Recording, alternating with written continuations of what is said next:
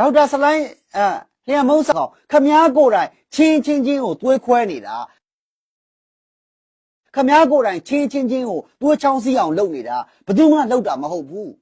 ခမားစင်တန်းခမားနေရခမားတို့ဘာယူထားလဲဆိုတာကိုခမားအရင်ဆုံးမှန်ပြန်ကြည့်လိုက်ပြည်တော်စုဖက်ဒရယ်ဝင်ကြီးလျံမုံစခော့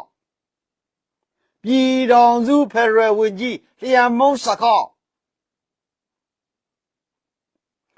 ပြည်တော်စုဖက်ဒရယ်ဝင်ကြီးလျံမုံစခော့ပြည်တော်စုဝင်ကြီးလျံမုံစခော့အသက်မွေးဝမ်းကြောင်းပညာသိန်းဥစ္စာသို့မဟုတ်ကျန်းစာဖတ်တဲ့ဒေါက်တာခမားကငြိမ်းချမ်းရေးကိစ္စတွေနော်ဘာသာရေးဆရာဖြစ်တဲ့အခါငြိမ်းချမ်းရေးတို့စီယုံရေးတို့နော်ဒီမှာလူတွေကိုလိမ်မအောင်လမ်းညွှန်ပြရမှာခမားတာဝင်ပြည်တော်စုဖက်ဒရယ်ဝင်ကြီးဆိုတဲ့ယာတုတွေမဟုတ်ဘူးခမားလှုပ်ထားတဲ့ကျန်းစာတွေကိုပြုစုထားပါတယ်ခမားကျန်းစာတွေကိုပြုစုထားတယ်ဆိုတာပြည်သူလူထုလိမ်မအောင်ခမားလှုပ်ပေးရမယ်တာဝန်ထဲမှာခမားပါတယ်ချင်းတွေမဟုတ်ဘူးတကဘာလုံးမှာဒီခရစ်ယာန်လို့ပြောလို့ရှိရင်တကဘာလုံးကပြည်သူတွေတကဘာလုံးကလူသားတွေငြိမ်းချမ်းသာယာလိမ်မာယဉ်ကျေးအောင်လုပ်ပေးရမယ်အထဲမှာခမားပါတယ်အခုဒီထဲမှာရှိတဲ့ကချင်တွေရှိတယ်ခရစ်ယာန်တွေပေါ့နှစ်ချင်းတွေလည်းပါတယ်ကက်သလစ်တွေလည်းပါတယ်စနေအသင်းတွေလည်းပါတယ်ဘက်ကောတွေလည်းပါတယ်အဲ့ဒီလူတွေကိုလိမ်မာတကဘာလုံးကလူတွေကိုလိမ်မာယဉ်ကျေးအောင်နဲ့သင်ကြီးခံအောင်လုပ်ပေးရမယ်တာဝန်ခမားမှာတာဝန်ရှိတယ်ခမားရထားတဲ့ဒေါက်တာဆိုတာဖင်ကိုဆဲထုတ်တဲ့ဆရာဝန်မဟုတ်ဘူးတလိမ့်ဆန်ဆရာဝန်မဟုတ်ဘူးလူဆရာဝန်မဟုတ်ဘူးခမားကဘာသာရေးဆရာအဲ့တော့ခမားကအခုဖြစ်နေတာကခမားတို့ငါတို့အဖွဲ့ကချင်းညီနောင်နဲ့လည်းမတည့်ဘူးငါတို့အဖွဲ့ကမဟာမိတ်နဲ့လည်းမတည့်ဘူးဆိုရင်ခမားကိုပြောစရာရှိလာပြီငါတို့ချင်းလည်းမတည့်ဘူးငါတို့ချင်းလည်းမတည့်ဘူးငါတို့ချင်းလည်းမတည့်ဘူးမဟာမိတ်နဲ့လည်းမတည့်ဘူးအဲ့တော့ခမားတာဆိုရင် UNG မှာဘာဖြစ်လို့ဒီယာဓုတွေယူထားတာလဲခမားကိုကြိုးရှာခြင်းလို့ခမားတို့တိတ်တိတ်ချာချာသိတယ် UNG မှာအစင်မပြေရင်ဘာသာရေးဆရာလုပ်မယ်UNG မှာအစင်မပြေတော့ဘူးဆိုလို့ရှိရင်ဘာသာရေးဆရာလုပ်ပြီးလို့ရှိရင်ချင်းလူမျိုးတွေကိုဝိဇခရခမားတို့သားတော်တရှင်တော်ဝိညာဉ်တော်နှမတော်အာမင်ဆိုပြီးတော့ခမားတို့လုပ်ပြီးလူပြန်စုမယ်နိုင်ငံရေးတဲ့ပြန်ဝင်လာမယ်ခမားတို့ကကိုကြိုးရှာနေတာဆလိုင်းအိုက်ဇက်ခင်တို့လိုပဲပြောလိုက်ရင်ငါအဖေကသင်းဥစ္စာငါရသင်းဥစ္စာမေဝိဇခရဆိုပြီးတော့ပါခမားတို့ကဘာသာရေးကိုခူတုံးလုပ်တာစစ်တပ်ကကောင်းနေလို့ပဲခမားတို့ဘာသာရေးကိုခူတုံးလို့ကိုကြိုးရှာနေတာခမားတို့ CNF CNA အနေနဲ့တိတ်တိတ်ချာချာစဉ်းစားဖို့လိုတယ်ချင်းညီနောင်ကဘာဖြစ်လို့မဟာမိတ်တွေပေါင်းရငါတို့ UNG ကလက်နက်အကုန်ပေးနိုင်လားတော်လှန်ရေးတရက်လှုပ်လာပြီဟဲ့ဆိုလို့ရှိရင်လက်နက်ရိတ်ခါအရေးကြီးတယ်လေအဲ့တော့ခမား UNG ကပြည်တော်စုဖက်ဒရယ်ဝင်ကြီးခမားက UNG ကပြည်တော်စုဖက်ဒရယ်ဝင်ကြီးအဲ့တော့ခမားအနေနဲ့ချင်းညီနောင်ကဟိုအဖွဲ့နဲ့ပေါင်းတယ်ဒီအဖွဲ့နဲ့ပေါင်းတယ်ဆိုခမားအရင်စဉ်းစားရမယ်ငါတို့ UNG ကချင်းညီနောင်ကိုလက်နက်ခရမ်းပြီးကြောင်းရိတ်ခါပေးနိုင်လားချင်းညီနောင်ကတခြားအဖွဲ့နဲ့သွားပေါင်းတဲ့ဟိတ်ဆိုငါတို့ CNF ကဒီချင်းညီနောင်ကိုဘာတွေပေးနိုင်လဲအဲ့တော့ဒါအခုခင်ဗျားတို့ UNG ကလည်းမပေးနိုင်ဘူး CNF ကလည်းမပေးနိုင်ဘူးဆိုရင်ငါတို့ CNF ကအပြည့်အခက်ရစရေးလုပ်ခဲ့တော့ကပလောဝကိုဘလောက်ကူညီခဲ့ဘူးသလဲအခုချင်းကြီးနောင်တွေရှိတဲ့အထဲကိုဘလောက်ကူညီခဲ့ဘူးသလဲငါတို့အိတ်ထဲကိုငါတို့ဘလောက်ထည့်သလဲခင်ဗျားတို့ကအခုခင်ဗျားတို့ပြဿနာကိုခင်ဗျားတို့မဖြေရှင်းတော့ပဲနဲ့ကူညီတဲ့လူကိုလိုက်ဆဲတဲ့ကိစ္စဖြစ်နေပြီကူညီတဲ့လူကိုလိုက်ပြီးတော့နှောက်ယှက်တယ်လို့ဖြစ်လာပြီအဲ့ဒါ CNF ကရဲဘော်တွေအဲ့ဒီဟာကို CNF CNA ရဲဘော်တွေတိတိကျကျသိရလားငါတို့ခေါင်းဆောင်တွေကလိန်ကကြစ်လုပ်နေတယ်ဆိုတာအဲ့ရဲဘော်တွေသိရလား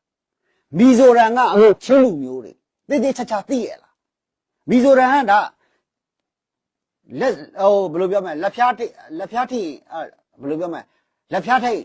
ဘယ်လိုပြောမလဲလက်ဖျားစိတ်လက်ထိတ်နာပေါ့ဗျာလက်ဖျားကိုစိတ်တယ်ဆိုမှလက်ထိတ်ကနာတယ်ဆိုပြီးတော့နာကျင်တဲ့နေရာနာပေါ့ဗျာသူချင်းမျိုးသားတွေဖြစ်လို့ခင်ဗျားတို့ပွတ်ပွတ်လင်းလင်းပြောလို့ရှိခင်ဗျားတို့ကအခုမီဇိုရမ်မှာရှိတဲ့ချင်းတွေကိုပါခင်ဗျားတို့ကတက်မဲ့ကိုဝါရလိုက်ဖြန့်ပြီးစစ်တပ်လှုပ်ရမယ့်အလုပ်ကို CNF ကလိုက်လုပ်နေတာနောက်တစ်ချက်ကမီဇိုရမ်မှာရှိတဲ့လူတွေကဘာသာရေးကိုယုံကြည်တော့ဘယ်လိုပြောမလဲဆိုတော့မဖသတွေလို့ဖြစ်နေတယ်ဗုဒ္ဓဘာသာကိုထိမခံဘူးပေါ့ငါတို့ချင်းတွေထိမခံဘူးမင်းတို့ချင်းတွေထဲမှာအင်ရူးငုံကျုံလျံလို့စပြောလိုက်တာနဲ့ကျွန်တော်အဖေမေကတင်းရုပ်ဆရာလေကျွန်တော်မှမိတ်ဒီမှာကြည့်လိုက်မိတ်ဂျီဇက်ခရိုက်ဆိုပါပါတယ်ဟာဘာလဲပေါ့ဖယားနဲ့အမေနဲ့ရပြီးမွေးထားတာပေါ့အဲ့လိုမျိုးတွေရှောက်ပြောတာကျွန်တော်ကသင်းရုပ်ဆရာတော့သင်းရုပ်ဆရာသားဆလိုင်းအိုက်ဇက်ခင်တို့ဆိုလဲကျွန်တော်ကသင်းရုပ်ဆရာသားလေဒီဖင်လန်မှာကြလို့ရှိရင်ဘာလဲသိလားသင်းရုပ်ဆရာသားတခိုးများတယ်တဲ့သင်းရုပ်ဆရာသားတခိုးများတယ်တဲ့ဘာဖြစ်လို့သင်းရုပ်ဆရာသားတခိုးများလဲသိလား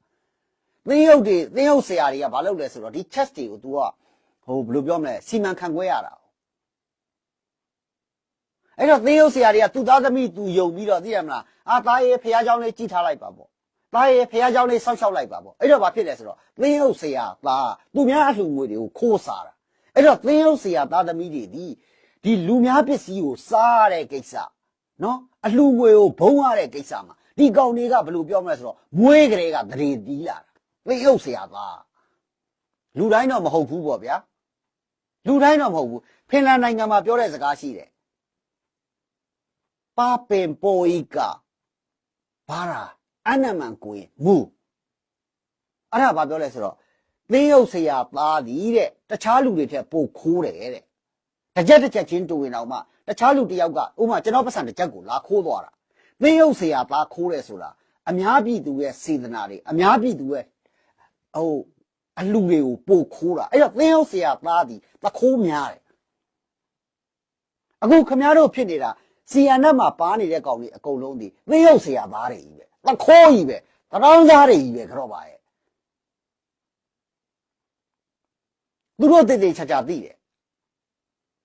သူတို့တိတ်ချာချာသိတယ်လူတွေကိုကြီးညိုအောင်ဘယ်လိုမျိုးအယုံသွင်းရမလဲအဖေရှိကနေတိတ်ချာချာသင်ထားတယ်သင်းရုပ်ဆရာတွေလိုပဲတိတ်ချာချာသင်ထားတယ်ဘတော့ဖြစ်ကြီးလိုက်တာနဲ့ကြော့ပါရဲ့နော်ဓမ္မနော်တေချာသင်းရုပ်ဆရာသားဖြစ်တော့သိရမှာစကားမပြောနဲ့ကြည့်လိုက်မယ်ရှင်မသက်စကားမပြောနဲ့ကြည့်လိုက်မယ်ရှင်ဘောလူဒါတကယ်ကျန်းစာအုပ်ပါတကယ်ကျန်းစာအုပ်မင်းတို့တွေဖတ်ရုံနဲ့မဟုတ်ဘူးငါမှလည်းကျန်းစာအုပ်ရှိတယ်ထားတော့ဒီကောင်တွေကတကယ်ကိုကလိန်ကကြစ်လုံနေတာမင်းတို့ချင်းလူမျိုးတွေတေချာချာသိဖို့လိုတယ်ငါတို့ချင်းလူမျိုးတွေတဲကခေါင်းဆောင်လို့ပြောတဲ့ကောင်တွေကိုမလဲဘူးဟဲ့ဆိုရင်တခြားလူမျိုးတွေမပြောနဲ့ငါတို့လူမျိုးချင်းတော့တဲ့မှာမဟုတ်တော့ဘူးကျွန်တော်ပြောချင်တာအဲ့ဒါမဟုတ်ချင်းလူမျိုးတွေမင်းတို့မီဇိုရမ်ကနေပြီးတော့တော်ကြရပြလိုက်တော်ကြကြရဲ့ဆန္ဒပြလိုက်တော်ကြကြလို့ရှိရင်အခုဒီ online မှာကြည့်နေတဲ့ကောင်ဆန္ဒပြလိုက်တော်ကြကြမင်းတို့ပြကျင်တာပြမင်းတို့ကိုလိမ့်နေတဲ့ကောင်တွေအကုန်လုံးကအဲ့ဘာသာရေးရောင်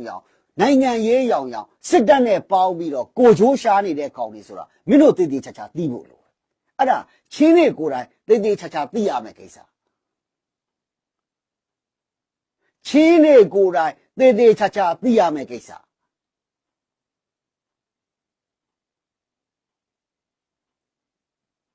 အဲ့တော့အခုတည်တည်ချာချာအခုအင်တာဗျူးတွေလုပ်တယ်တကယ်ချင်းလူငယ်တွေကတကယ်တော်တယ်ချင်းလူငယ်တွေကမျှတတွေးပေးတယ်ဥပမာဆလိုင်းဒိုခါတို့ဆလိုင်းဘယ်လိုပြောမလဲအဲ့ဆလိုင်းတွေပေါ့ဒါပေမဲ့ဆလိုင်းဆိုတာသူတို့ရှိမှသူရဲကောင်းလို့ခေါ်တာပေါ့နော်သူရဲကောင်းလို့ခေါ်တာကိုဒိုခါတို့ဘာလို့ဆိုတိချာပြောတယ်ကျွန်တော်တို့ကမဖြစ်မနေမဟာမိတ်တွဲရမယ်ကျွန်တော်တို့ကဥပမာခိုင်လွတ်မြောက်ရင်ကျွန်တော်တို့လွတ်မြောက်ရမယ်ဒါချင်းလူငယ်တွေရဲ့ဆန္ဒလေချင်းလူငယ်တွေရဲ့ဆန္ဒကရခိုင်လွတ်မြောက်ရင်သူတို့လွတ်မြောက်ရမယ်ရခိုင်အတူတူသွားမယ်ဒီလိုမျိုးသွားတာဒါပေမဲ့အဲ့ဆလိုင်းဇာလေးဇာခေါင်းတို့ကြတော့အဲ့လိုမဟုတ်တော့ဘူးသူတို့သိတယ်သင်းဟုတ်ဆရာသားတွေဆိုတော့သိတယ်သင်းဟုတ်ဆရာသားတွေဆိုတော့သိတယ်ငါတို့ နော်ငါတို့ကလိန်ကကြီးလှုပ်ဖို့အတွက်